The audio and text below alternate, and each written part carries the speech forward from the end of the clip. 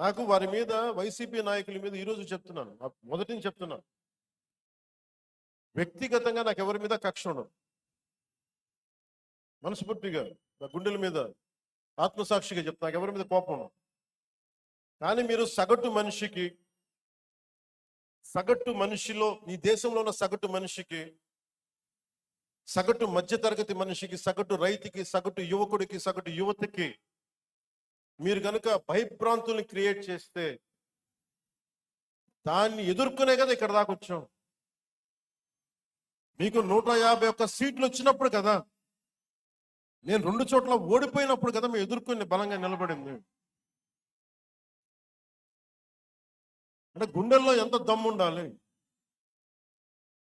రక్తంలో ఎంత వేడి ఉండాలి మీలాంటి వాళ్ళు తట్టుకోవాలంటే. నాకు తెలిసిన సినిమాల నుంచి వచ్చినవాడిని, సినిమాలో డైలాగులు చెప్పను నేను. పుట్టుకలు కోసేస్తాం, మిడకాయలు కోసేస్తాం అంటే కోయడానికి మేమేమన్నా చొక్కా ఇప్పి చూపిస్తామా?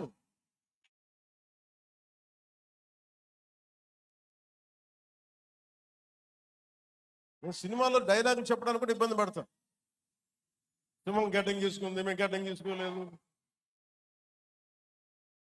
సరదాగా ఉంటాయి మిమ్మల్ని చీరప్ చేయడానికో, సరదాగా చేయడానికి. నిజంగా గడ్డం తీసుకుంటే దరిద్రంగా ఉంటుంది. చూడండి, ఆలోచించండి. స్నానం చేయకుండా, మట్టి కొట్టుకుంటా. అంటే ఇవన్నీ ఏంటంటే సినిమాల్లో చెప్పిన డైలాగులు. అవి ఎందుకు చెప్తున్నానంటే సందర్భానుసారంగా చెప్తున్నాను. ఖచ్చితంగా మీరు అద్భుతమైన పాలన చేసి కనుక ఉండుంటే మీరు 11 సీట్లకు వచ్చేవాళ్ళు కాదు. మీరు అంటే ఇది రెలవెంట్ కాబట్టి చెప్తున్నా.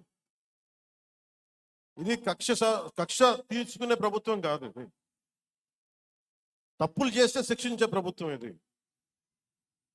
అలాంటిది అంటే ఇది ఎందుకు చెప్తున్నానంటే మీకు వినండి మళ్ళీ అరవండి.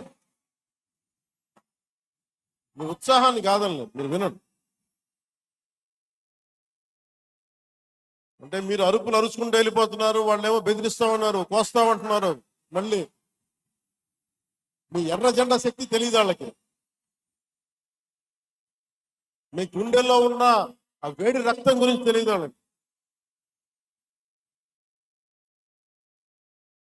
అంటే కడుపు కాలి ఉన్నవాడికి కష్టపడి పనిచేద్దాం అనుకున్నా మళ్ళీ తిరిగి కోపం తెప్పించుకోండి. పని చేసుకుని తల ఉంచుకొని పని చేసుకుంటూ వెళ్ళిపోతున్నాం.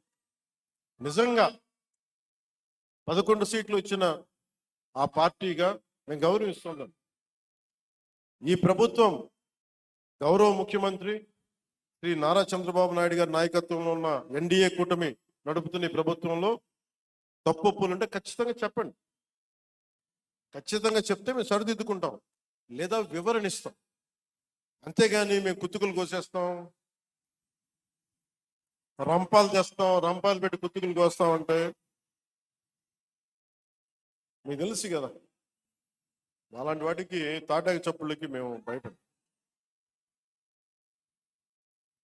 సో జల్ జీవన్ మిషన్కి 2019 నుంచి 2024కి నరేంద్ర మోదీ గారి